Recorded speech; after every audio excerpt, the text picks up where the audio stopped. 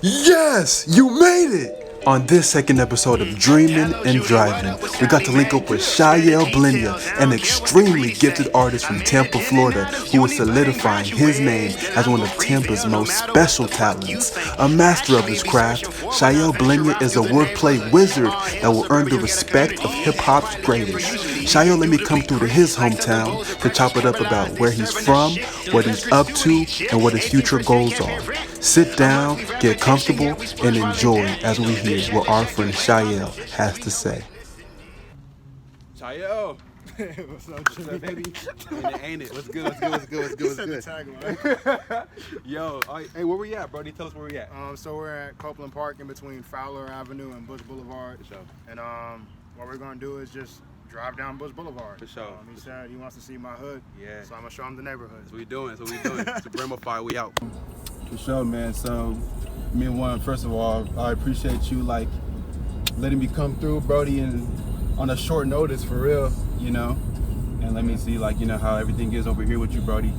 So you say Brody a lot. Yeah, that's my word. That's my word. I can see. That's my word, man. I can see. That's my word, man. I've never been called Brody ever before in my life. It's the first time. You got me man. feeling like Russell Westbrook. First for everything, my guy. First for everything, my guy. So we're heading down to Bush Boulevard, for sure. Yeah. Bush Boulevard, and man, this is for people who don't know, who aren't from Tampa, man. Yeah, just kind of tell them what Bush Boulevard is, and so Bush Boulevard is part hood, part suburbs. Yeah, it's yeah. I think it's like the melting pot spot in my side of town. Yeah. It's also where Busch Gardens is. That's an amusement park. Right. That one might be familiar to people. Oh yeah, for sure. Mm-hmm. Yeah, it's literally smack dab. Yeah. In Bush Boulevard. Sure. And when it comes down to Bush, it's one of those streets where it has three different names. If you go further up north, if you go more northeast, Bush Boulevard is Gun Highway. And if you go the opposite direction, it turns into Temple Terrace Parkway and also Bullet Parkway, and which also turns into Harney Road. So Bush Boulevard is just one of those multi-name streets. Mm-hmm. Probably been in the area for a long time. Yeah, for sure. it goes from a 3-lane on both sides type of road to 2 lanes. I just think it's that perfect haven of it's not dangerous on a conduct level, so you don't really have to worry about crime as much as other disenfranchised areas of major metropolitan cities. But at the same time, everybody is in a very poor tax bracket, so it's you have people who are really poor, and then you have people who are poor middle class, and then the most you'll probably see is upper middle class, even, but that's in the Temple Terrace area, next to the golf courses and stuff. So I call it Suburbia Ghetto because it's not too hood, but it's not too suburban. Exactly. And if you're from the hood, you'll probably think it's suburban, and you'll probably think it's some sweet shit. If you're from the ghetto, you'll probably think this is oh, this is a step up, it'll be some Jefferson shit. For sure. I think that is an important piece, because not kind of being in the middle of maybe true poverty and we kind of actually have a chance out. Yeah. It's you have a different perspective. You know what I'm saying? Yeah. You kind of see things different. It's a mix, you know what I'm saying? So would you say that kind of got embodied in you? You kind of have you're not completely hood and street. You're not completely middle class, upper class. You're just kind of, you got to float in. You know what I'm saying? I'll say it like this. Right now I'm broke. Right now I am fucking broke. Okay. Right now. Cause the thing with America is the moment you start making money, give me that shit back. Yeah, first of all, it's that shit, and then they fucking changed the tax bracket. So it's is 16 an hour really doing anything anymore? Right. 16 an hour is the new 12 an hour. Yeah. So it's it's never you get 1 foot forward and it's bring that ass back to you. Yeah, I know what you mean. I'm definitely making it, but that's just because I got good credit. I wish my credit was amazing, but I just have good credit. I ain't really gonna get me much. So I think this neighborhood as suburban as I think it might be at times, my mom still like thinks it leans more ghetto. And I'm like, okay, to each his own. Yeah. It is what it is. Like I'm not saying like no crimes happen out here, but it's not the crime spot. But there are niggas and like immigrants out here. No, for sure. You know, like Yeah. there's definitely a lot of black people. There's definitely a lot of Middle Eastern culture. You know, island culture and stuff. So it's like, yo, like it's immigrants. Oh, Suburbia Ghetto Blues is playing right now. But like, and I actually filmed the music video on the street. Real. Like what I did was Real. I sat on the back of a pickup truck and they just shot me waist up, so you see the neighborhood behind me. For sure. Or the street behind me, and like I'm just rapping. As real as it gets. As real as it gets. Yeah. For sure. I just didn't do it in traffic. I did it like Sunday morning when nobody was out here. You timed it right. Because right now, bro, traffic is booming. What? Like I used to work at the Publix on Bush Boulevard, and I would walk from my house to work, and I noticed that every Sunday morning, no cars. Nobody was pulling up. So I'm like, yo, I got like a 4-hour window to do this music video. Like, and I did it. Like years later, I finally did the music video. Oh, for sure. If only I could crip walk. I had a crip walk in the middle of the street. I don't got that type of coordination. This may be a stretch, but like, what's up? I kind of feel like, you know, you having like an experience of so much different culture, like I feel like you've seen a lot, and I feel like that kind of translates into your style as an artist, because listening to your music, like you're able to like hit a bunch of different flows and like, you know, like, bro, you be singing like you do, but you kind of change your tone a lot, you know, and I really feel like it's because like as you are, you're not singly faceted, like you're multifaceted as a person. And I really see that reflected in your music, but I don't know if that resonates with you at all, if that's something you do intentionally. Oh yeah, like I'd say like I don't think it's intentional, but I do keep it in mind. I get bored, so like I assume everybody else is getting bored as I'm rapping too. Okay. And I don't mean to make it about the zodiac signs or nothing, but you know, I definitely have. It always comes back to the zodiac somehow. I've been doing a lot of research on like me as like in the zodiac world, and also just the zodiac world in general. Okay. And I think that probably attributes to like me being a Gemini moon. Okay. So like, you know, your moon sign is where your emotions lie. Music is kind of a direct reflection of your emotions, and I got the Gemini placement in my emotions. Yeah. So like, if you know anything about zodiac shit, Geminis are just kind of like, they always got to see two sides of everything. Okay. So like, I think I'm constantly in like a weird emotional, like, okay, I'm doing this musically, let me switch it up, you know? And then all my favorite rappers are Geminis. Oh, really? And they switch it up all the time, like Lauryn Hill, Andre, Kendrick, Kanye, and you might say, aren't all the best rappers Geminis? Yeah, cool, like, but like, it's a different level of connection. So kind of like talking about like how this place kind of is a part of you, you know what I'm saying? I think it teaches me how to hide in plain sight. Cause like, speak on that some more. Like you can like drive by here and just like think nothing of it, but like when you start to pay attention to like the characters here, you're just kind of like, shit.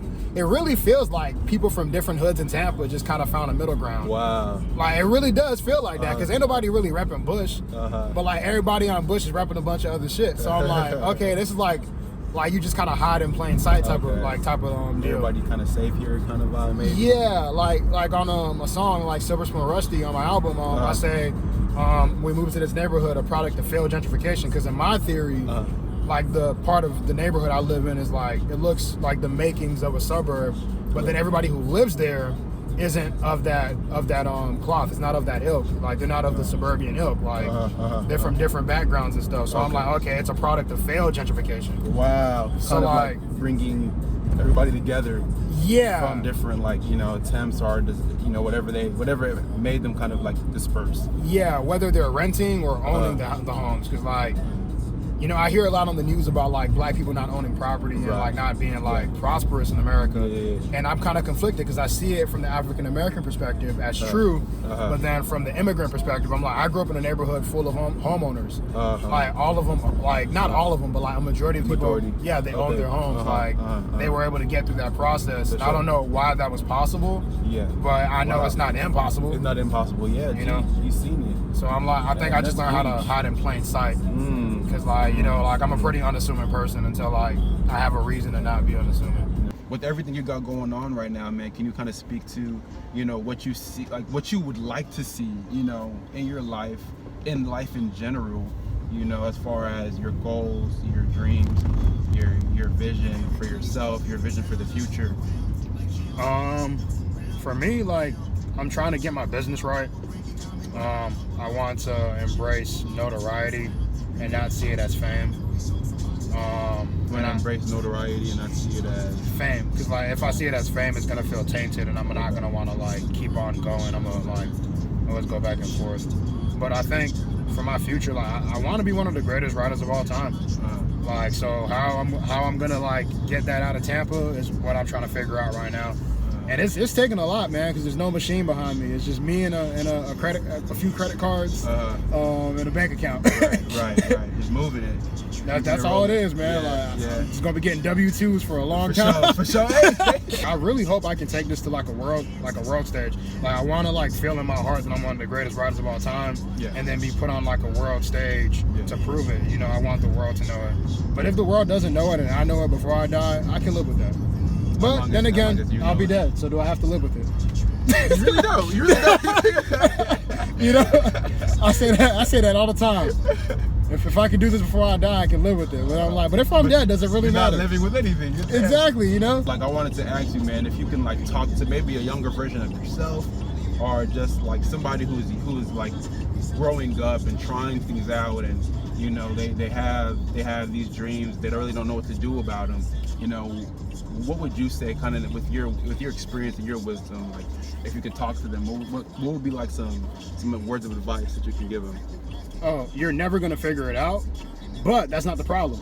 Like, figuring it out is not the goal, because once you figure it out, if you do, you're not gonna want to do it anymore. So like, like don't worry about figuring it out. It's kind of like, just be ready for the moment. That's it. Like, stop trying to make the moment, just be ready for the moment.